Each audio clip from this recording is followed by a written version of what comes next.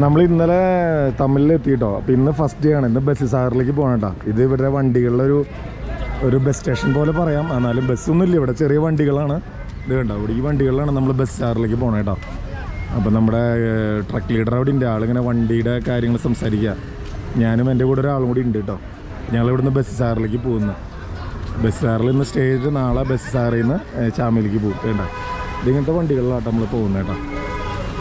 ഇവിടെ ഇത് നമ്മുടെ നാട്ടിലെ മറ്റേ എന്താ പറയുക, ഈ ചെറിയ വണ്ടി ഉണ്ടല്ലോ, ഒരു എന്താ പറയുക, ഇത് ടൊയോട്ടയുടെ തന്നെ ചെറിയ സെറ്റപ്പാണ് കേട്ടോ. ഇതിൽ നമുക്കൊരു 10-12 പേർക്കൊക്കെ ഇരുന്ന് പോകാൻ പറ്റും കേട്ടോ.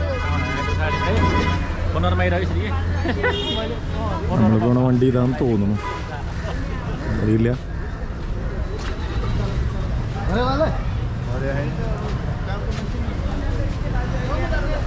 അപ്പം ഇന്നലെ കിടന്ന് ഉറങ്ങി.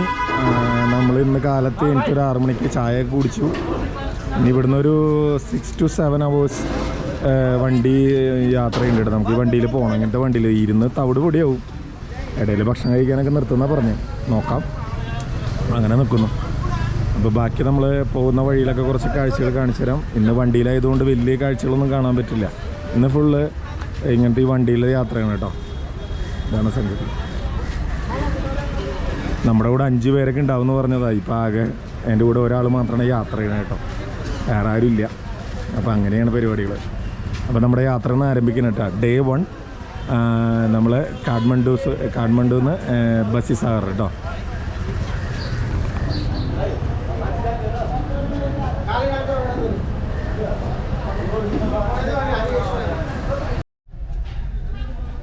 നമ്മൾ നേരത്തെ കാണിച്ചില്ലേ വണ്ടി, ഇപ്പോൾ ഈ വണ്ടിയിലാട്ടോ ഞാൻ പോകുന്നത് കേട്ടോ. ഇത് ന്യൂ ബസ് പാർക്ക് എന്നാണ് പറഞ്ഞത്. ഇവിടുന്ന് ഈ വണ്ടിയിൽ നമ്മൾ ബസ് സാറിലേക്ക് പോകട്ടോ. ഇവിടെ നമ്മുടെ ഇന്നുള്ള സ്റ്റീനർ ഗൈഡുണ്ട് കേട്ടോ നമ്മുടെ കൂടെ.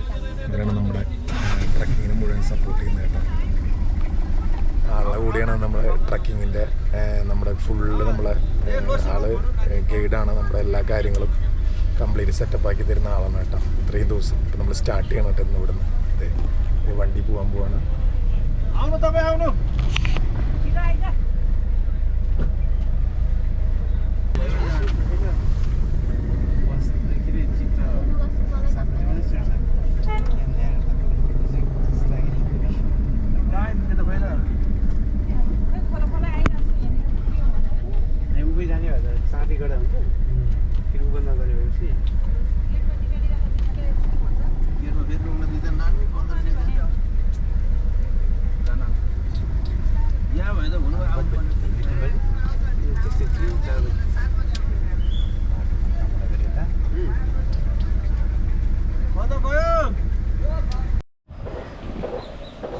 നമ്മൾ ആ വണ്ടിയിൽ അവിടുന്ന് ഏകദേശം നമ്മൾ കാലത്തൊരു 7 മണിക്ക് സ്റ്റാർട്ട് ചെയ്തിട്ട് നമ്മളിവിടെ ഒരു 2:30ക്ക് ബസ് സാറിലെത്തിയിട്ടോ. ഇതാണ് നമ്മളിന്ന് Day 1 ഇവിടെ താമസിക്കാൻ പോകുന്ന സ്ഥലം. ബസ് സാർ എന്നാണ് പറയുന്നത്.